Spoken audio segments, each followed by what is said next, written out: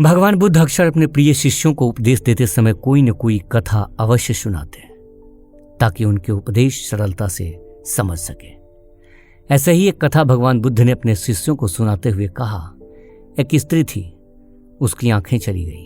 पहले एक गई, फिर दूसरी। वह बहुत परेशान रहने लगी।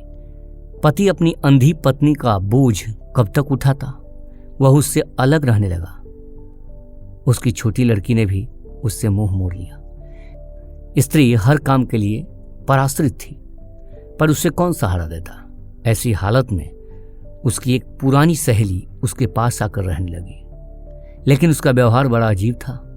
वह स्त्री जब पानी मांगे तो एक बार पिला देती, दूसरी बार मांगने पर वह कह देती, मैं तुम्हारी नौकर नहीं हूं, उठो, घड़े से लेकर अपने आप पी लो।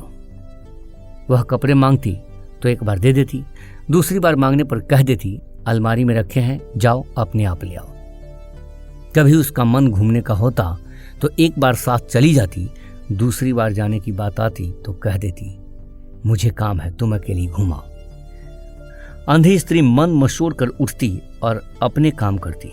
सच्चाई यह थी कि सहेली उसे कम प्यार नहीं करती थी और न ही काम से बचना चाहती थी।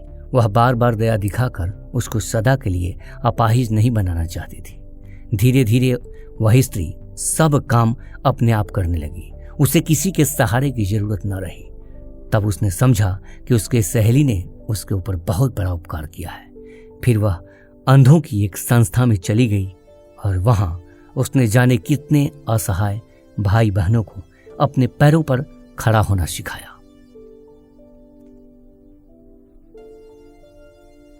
इसी प्रकार के वीडियो को देखने के लिए आप हमारे YouTube चैनल को सब्सक्राइब कीजिए, लाइक कीजिए, कमेंट कीजिए और शेयर कीजिए। अगर हमें आप पेज पर देख रहे हैं तो हमारे पेज को अवश्य फॉलो कीजिए।